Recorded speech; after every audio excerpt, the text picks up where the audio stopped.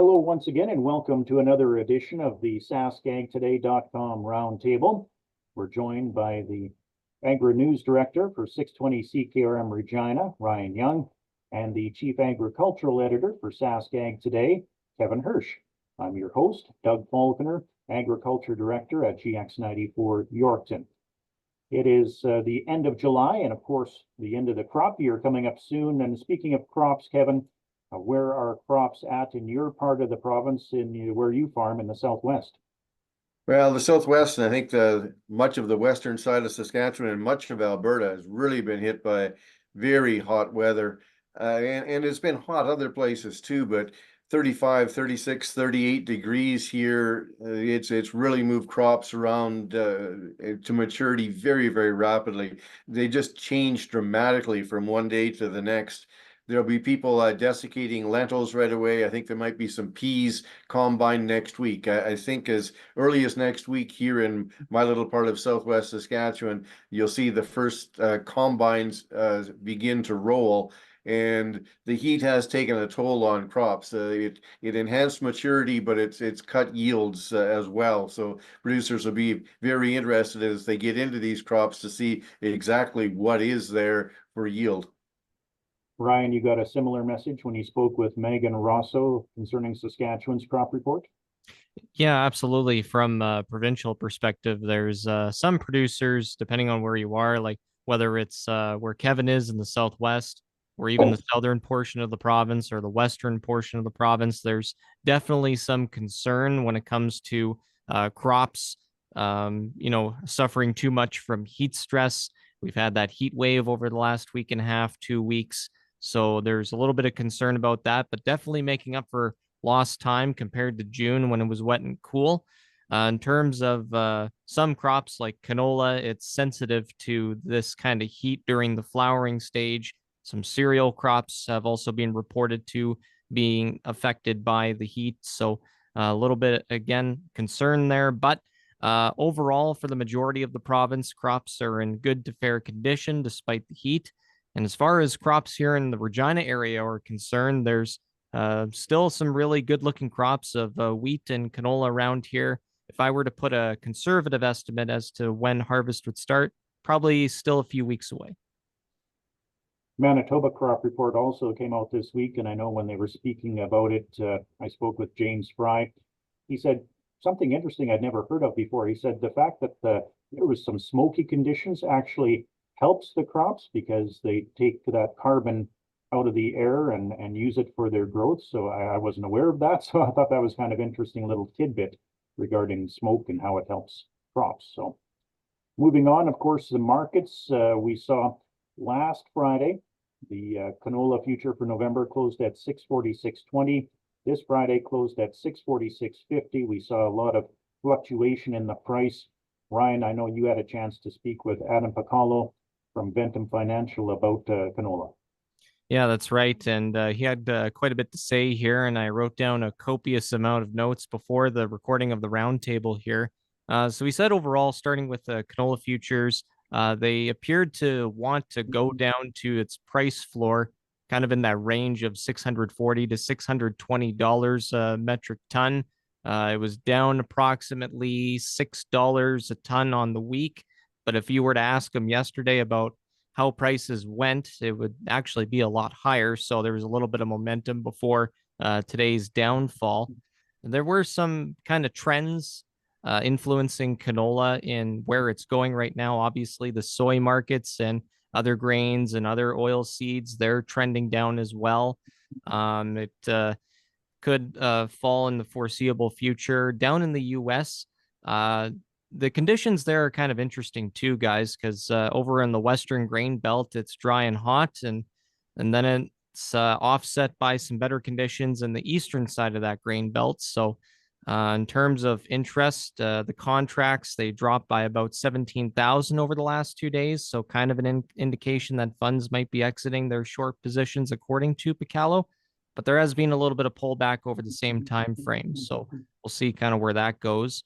As far as how that relates to canola, Pacalo believes the rally that we saw over the last 7 trading days from July 16th onward was about $70 related to the weather that we've been having. So kind of interesting to see where that goes as well. It also provided an opportunity for farmers to sell their canola. He was kind of hearing that it was being sold between $14.50 to $15 a bushel in some areas.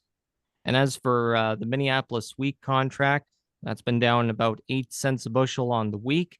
Again, like canola, it also wants to trend downward to a floor of around $5.74 3/4. That was kind of the floor price set on July 17th. One interesting tidbit on the wheat side, Picallo mentioned, was some results from a hard red spring wheat crop tour down in the States, showing strongest yields since 1992, so 32 years. In Canada, again, with the heat wave across the prairies, that's also been a kind of a factor on the wheat side.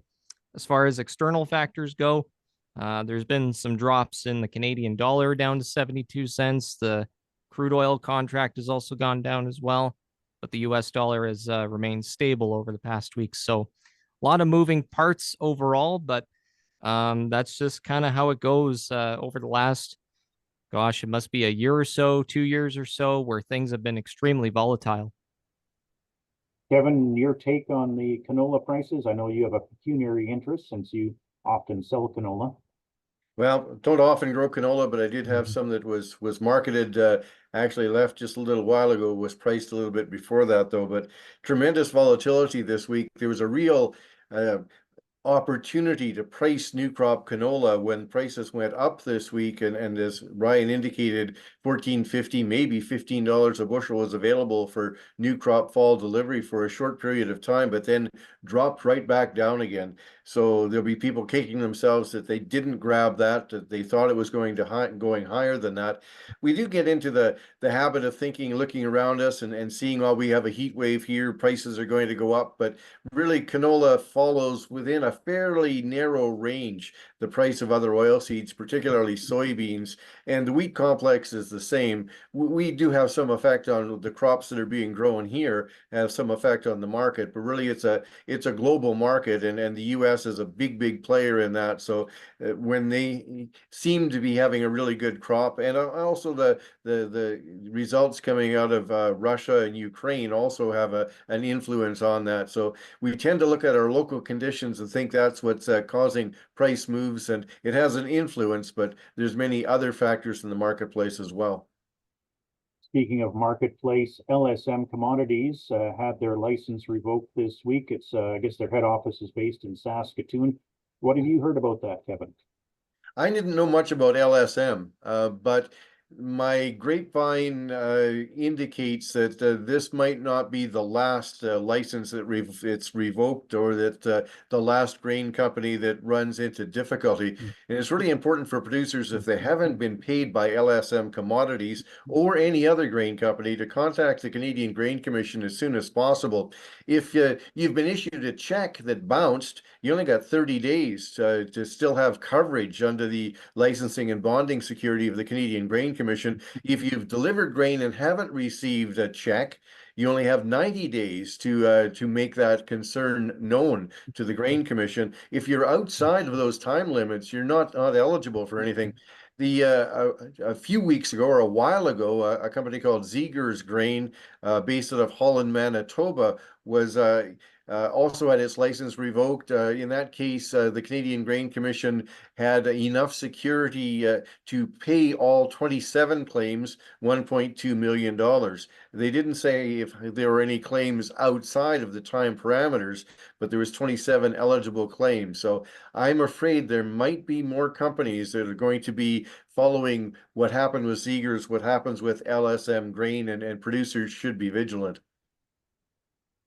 Of course, the federal, provincial, territorial agriculture ministers meeting was held last week in Whitehorse, Yukon. I had a chance to speak with Yorkton area farmer Bill Probelski, who is vice president of APAS and is also involved in the Canadian Federation of Agriculture. They held their annual, I guess, summer meeting up in Whitehorse as well.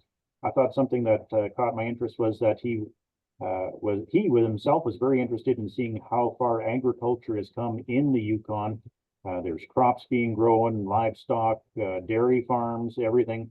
And he said actually climate change has played a role in that. Apparently the the growing season a little bit longer now in Yukon, and of course they get a lot of sunlight this time of year, so their crops can grow for a longer period during the day. So I thought that was kind of interesting. Have you ever been up to the Yukon, Kevin? Just once, and it was probably about 15 years ago, in a video production project. And yeah, man, long days. But there is agriculture in there. It is expanding, but it's still really tiny, even compared to Atlantic provinces, as to the amount of agriculture that's actually feasible up there. And the scale of their agriculture tends to be pretty small. But interesting, with growing season days expanding, there may be more things that they can do. But when you look at it in its totality, in the territories, agriculture is really a very minor industry. And of course, Ag in Motion wrapped up last Thursday at Langham, and Ag in Motion organizers released their final numbers. And I know, Ryan, you had a chance to speak with show director Rob O'Connor on that. Yeah, he was all smiles, I could imagine, as I spoke with him over the phone about how Ag in Motion did for this year. Starting with the attendance, it's been on par as in previous years. It was close to 31,000. Now, if my memory serves me well, the specific number for attendance this year was 30,805. So pretty good numbers over the course of the 3 days. Kind of hard to tell that it was 30,000 because of how big the site is near Langham, as well as just the fact that it was hot outside and everybody was flocking over towards the beer gardens or any sort of shade that you could find. In terms of exhibitors, that also reached an all-time high of 607. They've never eclipsed the 600 mark prior to this year. So good news on that front, and really excited about the growth as well as the international presence at Ag in Motion. That's also climbed to around 230 plus delegates coming from various countries like Pakistan, Ethiopia, France, Ukraine, etc. All these different countries that you wouldn't think that would actually come here because Ag in Motion doesn't really advertise or promote their event outside of Western Canada. So word of mouth is really, I would say, a prime factor in these countries coming out to Ag in Motion, seeing what kind of innovations that they can see and check out and try and buy as well. So Rob is pretty excited about that. That's one thing that they're looking to improve on for next year, is to really increase the amount of international visitors that they get at Ag in Motion, as well as getting more exhibitors, improving the infrastructure at the site. Some things that you don't relatively see, such as, upgrading the power and electricity over at the site for the exhibitors' experience to be much better, improving the roads so it's much smoother, and those kind of sorts of things. But all in all, pretty good event at Ag in Motion, a pretty good year, and lots to build on. Kevin, were you surprised by the exhibitor numbers and the attendance numbers at all? Knew the exhibitor numbers was going to be really high. Always tough to judge attendance, and I was there the 2 days, not the third day. I heard some people think that the third day was a little slower than the first two. The international component is really interesting. With the changes happening with Canada's Farm Show, the Regina Show moving from June to March, they've always had a very strong international component and spent a lot of effort on the international side of that show. And I think that that's maybe a bit ripe for the picking, and that the Ag in Motion may supplant Canada's Farm Show as a place for international visitors, or at least it'll be very interesting to see the two battle out in that battlefield. All right, and there was another announcement that actually came out of the Winnipeg area on Thursday, and that was the fact that the governments of Canada and Manitoba are providing just over $2 million in financial support to the Enterprise Machine Intelligence and Learning Initiative, acronym for that is EMILY, for advancing digital agriculture opportunities under the Sustainable CAP program. And of course, basically what it boils down to is it's finding ways to use artificial intelligence and other digital means to improve agriculture. Have you heard of EMILY before, Kevin? Is this something new to you? The area is certainly an area that's expanding. I hadn't heard of EMILY before. The question is, how much will we hear about Emily going forward? A lot of these announcements come out with various plans and companies that have adventures and have really looking to do things in the future, and then you never hear much about them again, or certainly not for a long time. But maybe Emily will be different. Certainly there's a lot of work going on in the area. The area is going to move ahead, whether Emily becomes an acronym we learn, or whether, like DOT of the past, it's not something that ends up being significant in the years to come. All right, and then the East Central Research Foundation, which is based here in Yorkton, they held a field day on Wednesday, and they had a pretty good turnout. Around 90 people turned out for that, and apparently the event, they're expecting that this year's research crop harvest is going to be a little later than normal because everything's really slow in this part. At least maybe they must have got their seeding done a little late. So the East Central Research Foundation, just the latest of a bunch of these foundations that have been holding field days around the province in recent days. So other than that, I think that will wrap it up for this week's edition of the SaskAgToday.com Roundtable. On behalf of 620 CKRM AgriNews Director Ryan Young and SaskAgToday.com Chief Agricultural Editor Kevin Hursh, I'm GX94 Agriculture Director Doug Falconer saying so long until next time.